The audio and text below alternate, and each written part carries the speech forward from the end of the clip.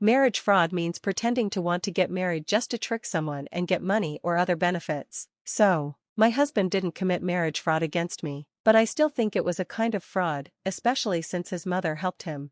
My name is Emma. I'm 35 years old and have been married for 3 years. I recently got a promotion at work and now manage the accounting department at a medium-sized company. I earn a good salary. My husband, Daniel, is 3 years older than me and works in sales at a small company. His salary was already low, and because of the economy, his pay and bonuses were reduced. I don't know exactly how much he makes, but it seems to be about 2/3 of my salary, so I was paying for most of our household expenses, including bills.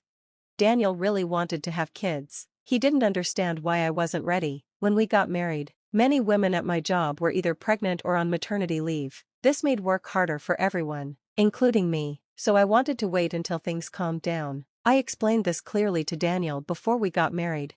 Taking maternity leave as a manager when work is so busy isn't a good idea. Emma, you're so responsible for thinking like that, Daniel said, agreeing with me. But just a month after we got married, he started pressuring me to have a baby. It's totally fine. I'll take care of the baby, you just focus on work. Even his mother, who lived just 15 minutes away, joined in. Before this, my mother-in-law and I didn't get along very well. She didn't like that I kept working after marriage. I don't care how good you are at your job, but ignoring my son isn't okay. You don't even try to be a good wife on weekends, you're always resting. What kind of wife does that? She often complained and always took Daniel's side. I was also surprised by how my mother-in-law handled her money. Ever since my father-in-law passed away, she often went out or traveled. She probably got a nice inheritance from him when he died a few years ago. So, when she suddenly offered to help take care of the baby in a sweet tone, it felt suspicious. When I told my husband, he got mad. Why don't you want to let my mom babysit? She's just worried about you being over 30 and wants you to have a baby soon. Doubting her kindness is wrong, he shouted. Maybe he was right, but I still had doubts. However, I wanted kids too, so I decided to accept her help. My pregnancy went well, and I didn't have morning sickness. I was able to take a long maternity leave. With strong encouragement from my mother-in-law, I went back to work 6 months after giving birth. When I returned, I got a promotion to assistant manager but worked part-time hours, making about 2/3 of my old salary. Still, it was similar to what other women my age earned full-time, so I was grateful to keep my job. My mother-in-law took great care of my child and even encouraged me to return to full-time work. My child became very attached to grandma, which made me a little sad, but I was thankful for her help. About a year later, the idea of living with my mother-in-law came up. She had hinted at it before, but I was too busy with work, parenting, and taking care of Daniel to think about it. I didn't feel comfortable living with her, so I ignored it, but she kept insisting that it would be better for raising the child. I had mentally prepared myself to live with her one day, but I was surprised that it came up just 3 years into our marriage. Still, since she had helped so much, I thought maybe I should reconsider. Then one day, she and Daniel called me to their house and made a surprising proposal. This house is pretty old, right? We're thinking about rebuilding it, my mother-in-law said with a smile, looking at me. Yeah, it's definitely old and has some problems, like leaks, I replied. Right, and my back has been hurting lately. It's really inconvenient. I want to make the house easier to live in, but rebuilding would cost a lot of money. I thought she had inherited money when my father-in-law passed away, but neither Daniel nor his mother had ever talked about it. Feeling uneasy, I interrupted their excited conversation about the new house. So, how are we going to pay for this? I asked.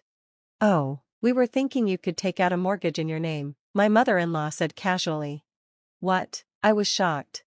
You know Daniel's salary is pretty low. I talked to a friend at a bank, and she said he might not pass the credit check, she explained. Excuse me? I couldn't believe what I was hearing.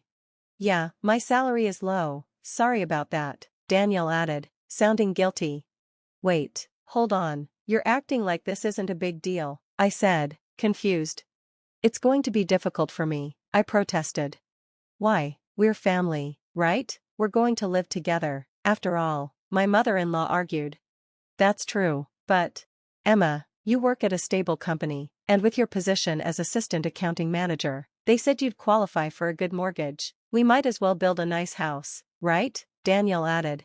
I tried to push back. What's wrong, Emma? Mom is asking so nicely, can't you just say yes? Daniel insisted. It's not that simple, I said. Don't worry, just trust us, he said. I managed to end the conversation by saying, I'll think about it. Sure, living in an old house had its problems, but taking out a full mortgage in my name was unreasonable. Daniel should understand that, so why were they both pushing this so hard? Then I found out the truth.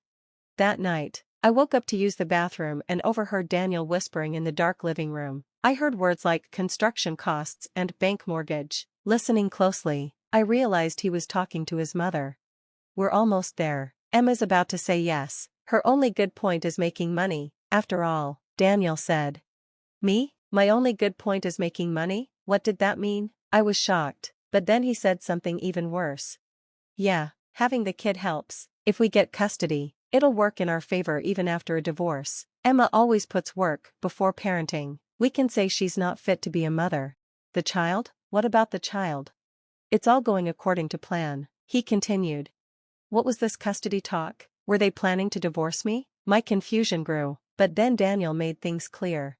Of course, the house won't be in her name. If it's in your and my name and the mortgage is in Emma's name, she'll still have to pay for it even after we divorce. Don't worry, once we take the kid, she'll definitely keep paying the mortgage, Daniel said. So that was their plan, make me take out a loan, divorce me, take my child, and force me to keep paying for their house. No wonder they suddenly wanted a baby and insisted on taking care of them.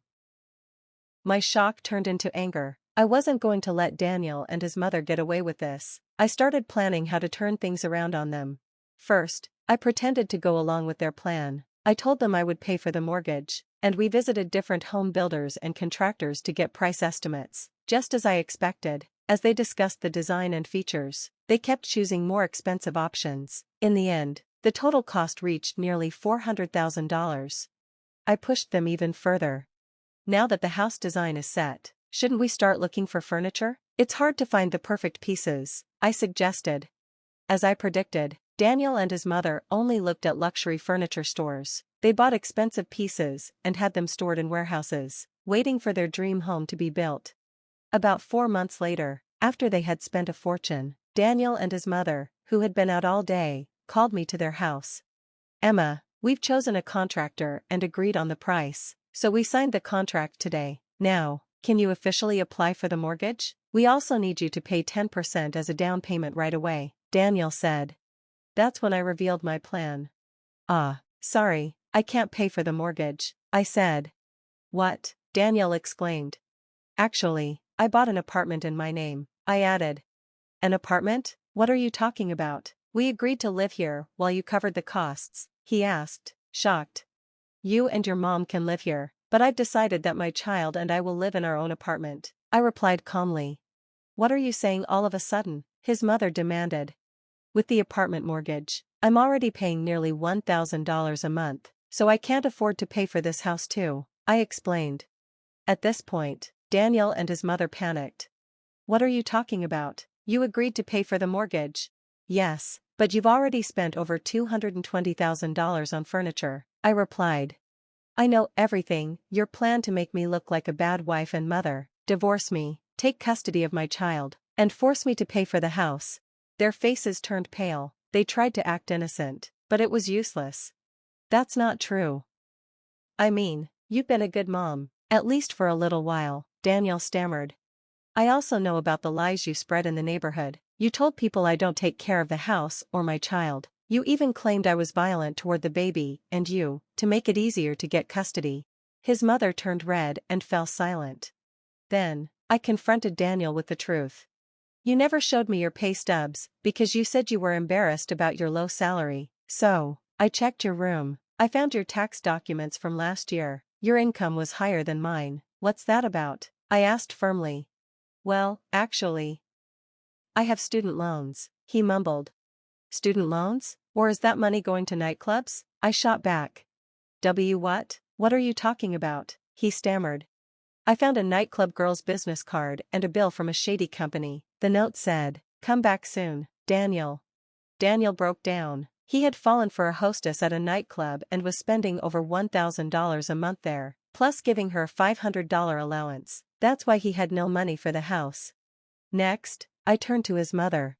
I allowed you to work, but you never shared any of your earnings with me. You had a large inheritance, yet now you're broke. I found out you spent everything. You planned to get me divorced from Daniel so you could get alimony from me, and if you got custody, you could collect child support, right?